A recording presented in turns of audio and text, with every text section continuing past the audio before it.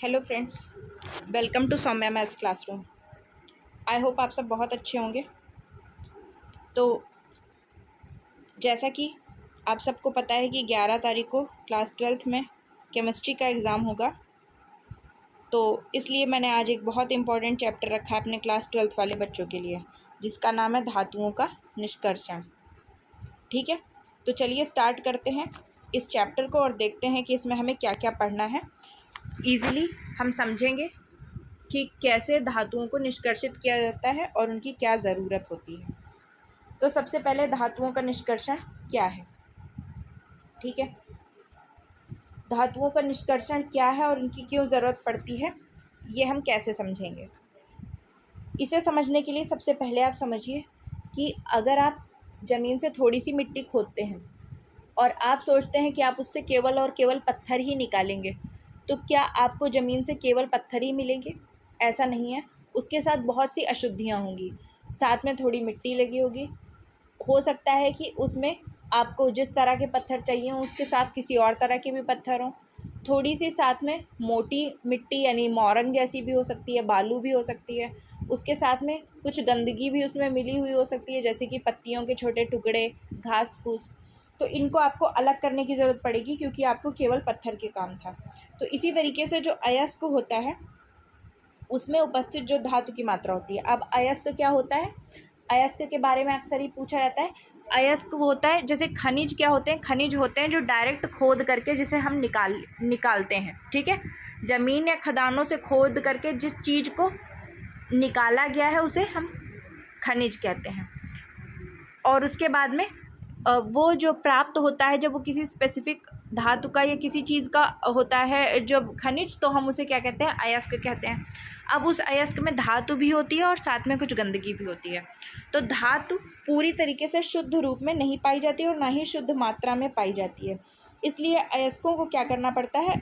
इससे विभिन्न तरीके से धातुओं को हम अलग करते हैं और इसी प्रक्रिया को क्या कहते हैं? धातु का निष्कर्षण कहते हैं, या हम इसे धातु कर्म भी कहते हैं, जिसे हम इंग्लिश में मेटलर्जी कहते हैं। ठीक है, यानी कि अयस्क से विभिन्न विधियों के माध्यम से धातु को प्राप्त करने की जो प्रक्रिया होती है, शुद्ध धातु को प्राप्त करने की जो प्रक्रिया होती है, उसी को हम कहते हैं मेटलर्जी, या फिर हम उसे कहते हैं धातु का निष्कर्षण, या फिर हम धातु कर्म भी इसे कहते हैं। ठीक है, अब करने के बहुत सारे तरीके होते हैं। अब हम डिस्कस करते हैं कि किस किस तरीके से किया जाता है। धातुओं के निष्कर्षण की प्रक्रियाएं क्या क्या होती हैं। तो देखिए प्रक्रियाएं क्या हैं। सबसे पहले अयस्कों का चूर्णीकरण किया जाता है, फिर उसके बाद उनका सांद्रण या समृद्धिकरण होता है, फिर उस अयस्कों को धातु ऑक्साइड में बदला जाता है, धातु ऑक्साइड को धातु में बदला जाता है। अयस्कों में से धातु की निष्कर्षण की और क्या विधियाँ होती हैं, और धातुओं का शुद्धिकरण किया जाता है। तो एक एक करके हम समझेंगे कि कौन सी विधि क्या होती है, क्योंकि अक्सर इस चैप्टर से दो चीज़ें आपको मेनली पढ़ के जाना होता है। एक तो अयस्क क्या है, खनिज क्या है, धातुओं का निष्कर्षण क्या है, धातुओं का शोधन क्या है। एक तो ये चीज़ पूछी जाती है। दूसरा कुछ छोटी छोटी परिभाषाएं पूछी जाती हैं आपकी ये जो टेक्निक्स होती हैं इनके ऊपर, यानी आपको दे देंगे कि अयस्कों का चूर्णीकरण क्या है, या अयस्कों का निक्षालन नाम की एक विधि होती है वो क्या है, या फिर सांद्रण क्या है, या फिर धातु ऑक्साइड में कैसे परिवर्तित करते हैं। तो केवल छोटा सा परिभाषा आपको दे दी जाएगी और उतना आपको समझाना होगा।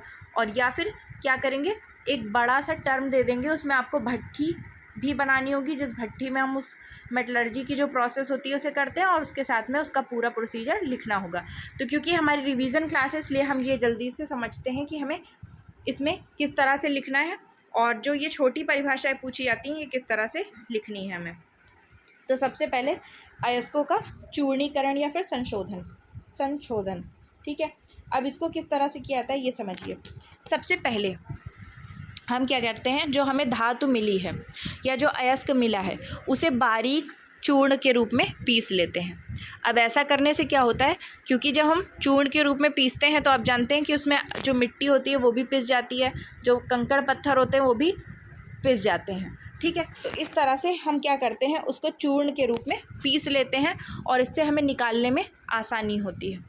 फिर उसके बाद, क्योंकि आप सोचेंगे, अच्छा अब आप क्या सोचने वाले हैं, आप सोचेंगे कि ये तो बेवकूफ़ी हुई, क्योंकि अगर हमें गेहूं में से गंदगी निकालनी है तो हम गेहूं में से उसे आसानी से निकाल सकते हैं या फिर आटे में से।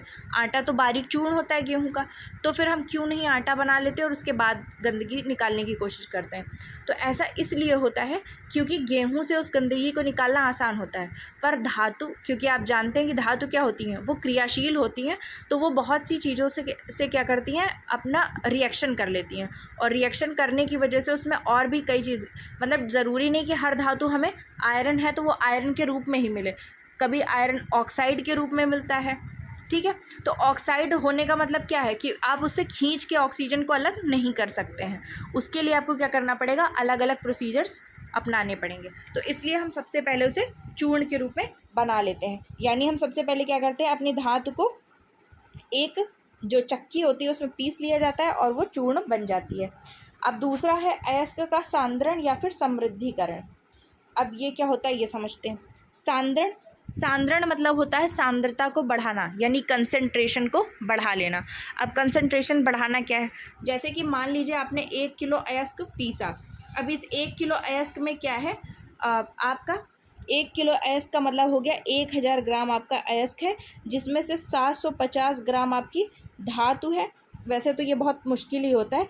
ये हो गई गंदगी, ठीक है, और 250 ग्राम हो गई आपकी धातु। तो अब आप इसमें से एक बार में पूरी गंदगी नहीं निकाल सकते, यानी कि आप धातु को पूरा का पूरा एक बार में नहीं छान सकते। इसके लिए आपको क्या करना पड़ेगा, यानी आपको कुछ इस तरह से अपनी धातु को साफ़ करना पड़ेगा कि उसमें गंदगी की मात्रा कम हो जाएगी और धातु की मात्रा बढ़ जाएगी। अब धातु की मात्रा बढ़ तो सकती नहीं है, पर गंदगी की तुलना में क्या होगी, धातु की मात्रा बढ़ जाएगी और गंदगी हम कम कर लेंगे। अब ये भी आपने व्यावहारिक रूप में देखा है, जैसे कि जब आप कभी अपने खेत पर गए हों अगर, तो आपने देखा होगा कि वहाँ पर क्या होता है, जब अनाज को काटा जाता है, काटने के बाद में उसे जब इकट्ठा किया जाता है तो बीजों में बहुत तरीके की गंदगियाँ होती हैं। तो उसमें क्या होता है, कुछ मिट्टी होती है, कुछ क्या होता है जो हमारा पराली या पुआल होता है वो आकर के मिल जाता है। तो उसमें से कुछ होती हैं जो हल्की होती हैं, जिन्हें हम उड़ा सकते हैं आसानी से, तो उन्हें क्या करते हैं, हवा करके कपड़े से उड़ा दिया जाता है। कुछ ऐसी होती हैं जो बहुत भारी होती हैं, तो उनको हम क्या करते हैं, हम छेद वाले बर्तनों से छान देते हैं। उसके अलावा आपने देखा होगा एक क्रिया होती है जिसमें हम एक सूप या फिर किसी एक सूप नाम की भी एक चीज़ होती है, एक बर्तन होता है, या फिर आपके यहाँ उसे जो भी कहते हो, उसमें रख करके उसे हम क्या करते हैं, उसे फटक देते हैं। तो फटकने से भी क्या होता है, कुछ हल्की चीज़ें उड़ जाती हैं। तो इस तरह से बहुत अलग अलग तरीके अपनाए जाते हैं। अब क्या हर प्रक्रिया में आपकी शुद्ध धातु 100% या शुद्ध जो आपका अनाज है वो 100% आपको नहीं मिलता, इसीलिए आपको बहुत सारे प्रोसीजर्स फॉलो करने पड़ते हैं। तो इसलिए हम क्या करते हैं, लेकिन हम कोशिश करते हैं कि हमारे अनाज की मात्रा हर प्रोसीजर के बाद बढ़ती जाती है और गंदगी की मात्रा हर प्रोसीजर के बाद घटती जाती है। तो उसी को हम समृद्धिकरण या फिर सांद्रण कहते हैं, यानी धीरे धीरे हम क्या कर रहे हैं, एक एक प्रोसेस करके अपनी धातु की मात्रा को बढ़ा रहे हैं। तो सांद्रण के लिए जो सबसे अच्छी विधि यूज़ की जाती है वो है फेन प्लवन विधि। ठीक है, तो इसमें क्या होता है, हम क्या करते हैं, अपने जो अयस्क है उसे एक पानी से भरे हुए टैंक में डाल देते हैं और उसमें क्या पोटेशियम जेंथेट, नाम मैं उसका मिस कर रही हूँ, और साथ में चीड़ का तेल जो होता है, चीड़ जो एक पेड़ होता है उसका तेल मिला दिया जाता है। ठीक है, तो उससे क्या होता है, वो दोनों चीज़ मिला करके झाग बना देती हैं। तो झाग के साथ में जो हल्की गंदगी अगर होती है, अगर गंदगी हल्की है और धातु आपकी वजन है, तो क्या होगा, गंदगी ऊपर जो उसका फेना होता है उसके ऊपर आ जाएगी और उसके बाद नीचे आपकी धातु बैठ जाएगी। अगर धातु आपकी हल्की है और गंदगी की जो वो है मात्रा वो ज़्यादा है और वो भारी है, तो वो नीचे बैठ जाती है और धातु आपकी फेने के ऊपर आ जाती है। अब आप उसे निकाल करके क्या करते हैं, धुल लेते हैं और धुल करके उसे अलग कर लेते हैं। तो इस तरह से आपकी जो धातु की कुछ गंदगी है वो साफ़ हो जाती है। अब इसके अलावा कुछ अन्य तरीके भी होते हैं, जैसे कि जब हम लोहे को साफ़ करते हैं तो उसके लिए एक तरीका होता है जिसमें हम एक चुंबकीय मिल का यूज़ करते हैं। तो उसमें हम क्या करते हैं, एक चुंबक होता है, ठीक है, चुंबक, और बीच में एक घिरनी होती है, उसके ऊपर एक कन्वेयर बेल्ट लगी होती है, यानी कि एक ऐसी बेल्ट लगी होती है जिसके ऊपर आप कोई चीज़ रखेंगे तो वो आगे चलती हुई चली जाएगी। तो मैं आपको बना करके समझा देती हूँ। तो उसमें क्या होता है, जैसे कि नीचे यहाँ पर चुंबक लगा है, यहाँ पर चुंबकीय क्षेत्र है, यहाँ पे ये घिरनी है, इसके ऊपर एक कन्वेयर बेल्ट लगी हुई है, ठीक है, और चुंबक आपका होगा थोड़ा सा और नीचे, ठीक है, घिरनी के बिल्कुल नीचे होगा, जैसे कि यहाँ पर लगा है, ठीक है। और ये इसके ऊपर से कन्वेयर बेल्ट आई हुई है इस तरह से। अब यहाँ से आपका क्या है, हमने इसके ऊपर लोहे का बारीक चूर्ण डाल दिया और ये घिरनी घूमती जा रही है, घूमती जा रही है। अब यहाँ से आ रहा है हमारा चूर्ण, और अब क्या है, क्योंकि यहाँ पे चुंबक है तो चुंबक क्या है, लोहे के चूर्ण को आकर्षित करेगा, तो लोहे का चूर्ण थोड़ा सा चुंबक की ओर खिसक करके गिरेगा। जबकि जो अशुद्धियाँ होंगी उसमें, क्योंकि ज़रूरी नहीं है कि वो अशुद्धियाँ क्या हों, वो चुंबक की ओर आकर्षित हों। जैसे कि मिट्टी है तो वो चुंबक की ओर आकर्षित नहीं होगी, पत्थर है वो चुंबक की ओर आकर्षित नहीं होंगे। इसके अलावा और भी बहुत सी धातुएं हैं, अगर उसमें तांबा, एल्यूमिनियम या कोई भी धातु मिली हुई है तो वो भी चुंबक की ओर आकर्षित नहीं होगी, तो वो सीधे गिरेंगे। तो इस तरह से हमें दो ढेर मिल जाएंगे, एक गंदगी का और दूसरा हमारी धातु का, ठीक है। तो एक तरीका ये होता है। तो इस तरीके से हम क्या करते हैं, अपने अयस्क का सांद्रण या फिर समृद्धिकरण कर लेते हैं। अब इसके बाद आगे बात करते हैं सांद्रित अयस्क का धातु ऑक्साइड में परिवर्तन। जो सांद्रित अयस्क हमें मिलता है, क्योंकि हम जानते हैं कि हमारी धातुएं क्या होती हैं, क्रियाशील होती हैं, तो इसका मतलब ये है कि हमारी जो धातु है वो मुक्त अवस्था में नहीं पाई जाती, उसमें कभी कोई ऑक्साइड, कभी कुछ, कभी सल्फाइड, कुछ ना कुछ आकर के जुड़ जाता है, ठीक है। तो अब हमने जो देख करके बीनने, हटाने वाली या फटक कर साफ़ करने वाली या उसे भिगो करके फेना बना के निकालने वाली जो अशुद्धियाँ थी वो तो निकाल ली, लेकिन अब हम उसकी सल्फ़र या ऑक्सीजन को खींच के बाहर नहीं निकाल सकते। तो इसके लिए हमें कुछ अलग टाइप की टेक्निक्स को यूज़ करना होगा। तो हम क्या करते हैं, जो हमारा अयस्क है वो अक्सर हमें सल्फाइड के रूप में, ठीक है, अयस्क का या धातु का सल्फाइड मिलता है, और या फिर हमको क्या मिलता है, और नॉर्मली सल्फाइड मिलता है और या फिर कार्बोनेट मिलता है, ठीक है। तो इनको हम क्या करते हैं, इनको हम विभिन्न अपनी क्रियाओं के माध्यम से, यानी अभिक्रियाओं के माध्यम से इन दोनों को बदल लेते हैं, किस चीज़ में, ऑक्साइड में, ठीक है। क्योंकि ऑक्साइड को हमें ऑक्साइड से धातु को प्राप्त करना आसान होता है बजाय सल्फाइड और कार्बोनेट के बजाय। अब ऐसा क्यों होता है, क्योंकि आप जानते हैं कि ऑक्सीजन क्या है, वो हवा के साथ क्योंकि हवा में होती है, और जब हम गर्म करते हैं किसी चीज़ को तो क्योंकि जब उससे नमी निकलती है तो नमी के साथ में क्या है, ऑक्सीजन भी निकल जाती है, क्योंकि हाइड्रोजन और ऑक्सीजन कैसे होती हैं, वो निकल जाती हैं आसानी से, तो इसलिए हम उसे ऑक्साइड में परिवर्तित कर लेते हैं। फिर ऑक्साइड में परिवर्तित करने के बाद धातु ऑक्साइड का धातु में परिवर्तन किया जाता है। तो धातु ऑक्साइड का धातु में परिवर्तन करने के लिए मुख्यतः दो विधियां होती हैं, जिनमें से एक को हम कहते हैं निस्तापन और दूसरे को हम कहते हैं भर्जन। अब ये दोनों विधियां बहुत ही ज़्यादा इम्पॉर्टेंट हैं, इनको आपको तैयार करके जाना है। और आज मुझे टाइम नहीं मिल पाया आपके लिए क्लास बनाने का, कल मैं इन विधियों के ऊपर आपको क्लास एक दूंगी, जिसमें मैं आपको अच्छे से निस्तापन और भर्जन विधि क्या होती है उसे समझाऊंगी, ठीक है। तो कल की क्लास में ज़रूर आइएगा और इस क्लास को भी पूरा देखिएगा, और चैनल को ज़्यादा से ज़्यादा सब्सक्राइब कीजिए और लाइक भी कीजिए। तो निस्तापन और भर्जन ये दो विधियां हैं जिससे हम धातु ऑक्साइड का धातु में परिवर्तन कर लेते हैं। इन दोनों में हम धातु को अपना इतनी ज़्यादा टेम्परेचर तक गर्म करते हैं कि धातु पिघल जाती है, और साथ में उसमें जो मिली हुई ऑक्साइड अशुद्धियाँ होती हैं वो क्या होती हैं, निकल जाती हैं। अब इसके बाद की जो अन्य विधियां हैं, इनमें भी कई विधियां आती हैं, इनमें अलग अलग भट्ठियां होती हैं, जैसे कि इलेक्ट्रोड भट्ठी होती है, जो आपकी इलेक्ट्रिक भट्ठी होती है, उससे भी हम इसे धातु को अपनी निष्कर्षित कर सकते हैं। तो ये कौन सी विधियां होती हैं, ये भी आपको कल की क्लास में मिलेगा। यानी आज मैंने आपको मोटे तौर पे समझाया है कि आपको कौन कौन सी परिभाषा लिखनी है, किस तरह से लिखनी है, और ये मेटलर्जी या धातु कर्म होता क्या है। अब आखिरी में हम क्या करते हैं, धातु का शुद्धिकरण कर लेते हैं, और ये शुद्धिकरण क्या होता है, बड़े बड़े कारखानों में होता है, और यहाँ से होने के बाद में हमें अपनी एकदम शुद्धतम रूप में धातु मिल जाती है, ठीक है।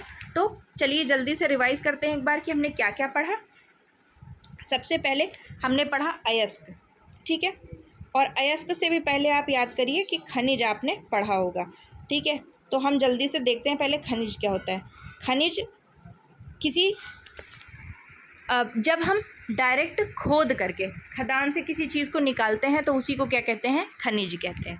फिर खनिज जिस धातु का होता है हम उस धातु का इसे अयस्क कहते हैं। ठीक है ये खनिज ही, क्योंकि हमने उसे निकाला कहाँ से, खोद करके खान से निकाला है, तो वो हो गया खनिज, यानी खनन करने से प्राप्त वस्तु खनिज कहलाती है। अब अयस्क की बात आती है, तो अयस्क का मतलब क्या है, जैसे आपने खोदा, अब खोदने के बाद में आपने देखा, क्योंकि खुदाई करने में बहुत सी चीज़ें निकली, उसमें आपने कोई पर्टिकुलर ऐसा नहीं है कि आपने लोहा ही लोहा चुना या सोना ही सोना चुना। जब आपने खुदाई की तो खुदाई में मिट्टी निकली, मिट्टी के साथ बहुत कुछ निकला। अब उसके बाद में आपने उसमें से बांट लिया, कहीं आपको थोड़ा सा लोहे का अयस्क मिला, कहीं पे थोड़ा सा आपको सोने का अयस्क मिला, कहीं आपको चांदी का अयस्क मिला, कहीं आपको बॉक्साइट मिला। बॉक्साइट किसका है आप जानते होंगे, कमेंट सेक्शन में बताइएगा कि बॉक्साइट किस चीज़ का अयस्क है, कौन सी धातु का अयस्क है। ठीक है, तो अलग अलग धातु के हिसाब से जब हमने उसे बांटा अपने खनिज को, तो वो हो गया अयस्क। अब अयस्क के बाद में हम क्या करेंगे, धातु कर्म करेंगे। धातु कर्म का मतलब है कि हम धातु के ऊपर अलग अलग प्रक्रियाएं अपनाएंगे, जिससे हम अपने अयस्क से अपनी शुद्ध धातु को प्राप्त करेंगे। तो इस विधि में क्या होगा, इस तरीके से इसी जो विधि होती है जिससे हम बहुत सी प्रोसेस करके अपनी धातुओं को प्राप्त करते हैं, यही धातु कर्म कहलाती है। अब धातु कर्म के लिए बहुत सी विधियां यूज़ होती हैं। सबसे पहले हम क्या करते हैं, सबसे पहले हम अयस्क को साफ़ करते हैं, साफ़ करके धुल करके उसे लेते हैं। उसके बाद उसकी सांद्रण करने की कोशिश करते हैं। तो सांद्रण की प्रक्रिया में सबसे पहले तो धुलना आ गया, धुलने से मिट्टी निकल गई। फिर उसके बाद में हमने अगर हो सका, अगर कोई ऐसी चीज़ उसमें अशुद्धि मिली है जिसके साइज में फ़र्क है, तो हमने उसे छान लिया, छानने से कुछ चीज़ें अलग हो गई। फिर अगर उसमें कुछ बहुत हल्की चीज़ है तो उससे हमने क्या किया, हवा में उड़ाने की कोशिश की। अगर उसमें कोई ऐसी अशुद्धि मिली हुई है जो चुंबकित हो सकती है, तो उसके लिए हमने क्या किया, वही अपनी कन्वेयर बेल्ट और वो जो मैग्नेट है उसका यूज़ कर लिया। फिर उसके बाद में हमने क्या किया, फेन प्लवन विधि का यूज़ किया, और फेन प्लवन विधि में पानी से भरे हुए टैंक में अपनी धातु को डाला, उसमें चीड़ का तेल डाला, और उससे क्या किया, फेना बना करके उससे हमने अपनी धातु को निकाल करके धुल के सुखा कर हमने रखा छान के। अब इसके बाद में अब हमें जो धातु मिली वो क्या थी, सल्फाइड के रूप में थी। अब हम जानते हैं कि सल्फाइड को निकालना इतना आसान नहीं है, तो इसलिए हमने अपनी धातु को रिएक्शन कराया, और रिएक्शन कराने के बाद में क्या किया, उसे हमने ऑक्साइड के रूप में तोड़ लिया, ऑक्साइड के रूप में बना लिया। अब ऑक्साइड के रूप में बनाने से क्या फ़ायदा हुआ कि अब हम जानते हैं कि हम बहुत ही सस्ती विधियों का यूज़ करके केवल अपनी धातु को पिघला करके और उसे अधिक ताप पर गर्म करके भी उसे शुद्ध कर सकते हैं, क्योंकि ऑक्साइड ऐसे करने से ऑक्साइड टूट जाएगा, ऑक्सीजन हट जाएगी और शुद्ध धातु बची रह जाएगी। तो इसलिए हमने पहले सल्फाइडों को ऑक्साइड में चेंज कर लिया। ऑक्साइड में चेंज करने के लिए हमने दो विधियां अपनाई, जिनमें से हम एक को कहते हैं निस्तापन और दूसरी को कहते हैं भर्जन। अब ये करने के बाद जो हमें अयस्क मिला, जो हमें धातु मिली, वो करीब करीब शुद्ध थी। लास्ट में उसका हमने क्या किया, विद्युत भट्टियों के माध्यम से उसका शोधन कर लिया, और इस तरह से हमको एकदम शुद्धतम रूप में अपनी धातु प्राप्त हो गई। ठीक है, तो ये पूरी प्रोसीजर होती है आपके धातु कर्म की, जो आपने आज समझी। अब कल जो बहुत इम्पॉर्टेंट दो तरीके हैं जिन्हें हम निस्तापन और भर्जन कहते हैं, ये आपको इसी क्लास में मिलेंगे। तो क्लास को ज़्यादा से ज़्यादा बच्चों के बीच में शेयर कीजिए, चैनल को ज़्यादा से ज़्यादा सब्सक्राइब कीजिए, वीडियोज़ को लाइक कीजिए। तब तक के लिए थैंक यू।